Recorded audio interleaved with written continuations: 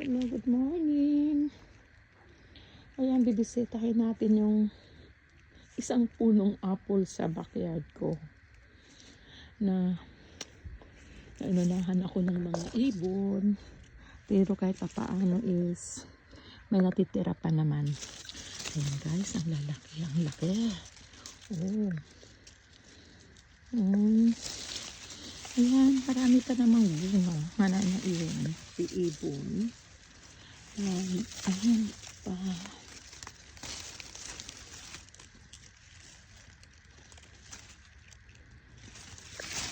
my God.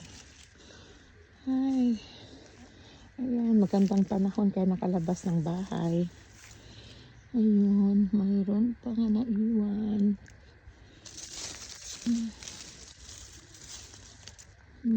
Meron pa dyan sa kabila. Medyo marami-rami pa naman guys. At may pinitas tayong isa. Fresh from the garden. Sana all. Crunchy yung matamis. It's a green apple. Smith.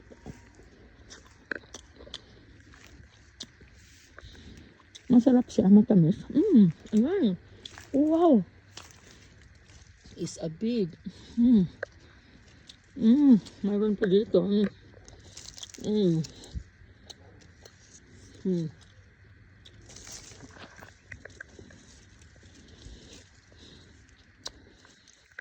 Mababa lang to siya. Kasi yung tangkad ko. Pero pag namunga ito, grabe.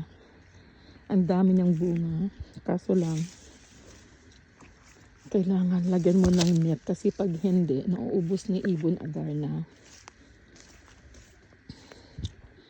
At tingnan nyo yung sanga.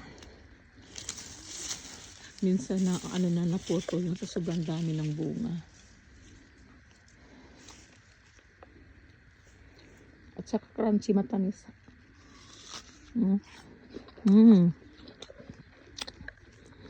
Ito, kailangan kong i-cover siya kasi sayang pag nakita na naman ng mga ibon.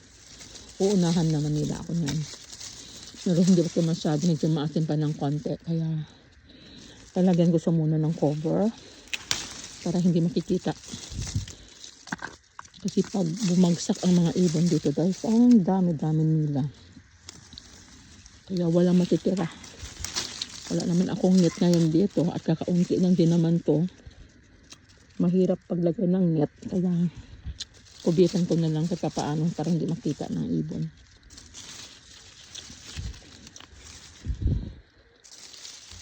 Ayan. Para nakatago siya. Ayan lang guys.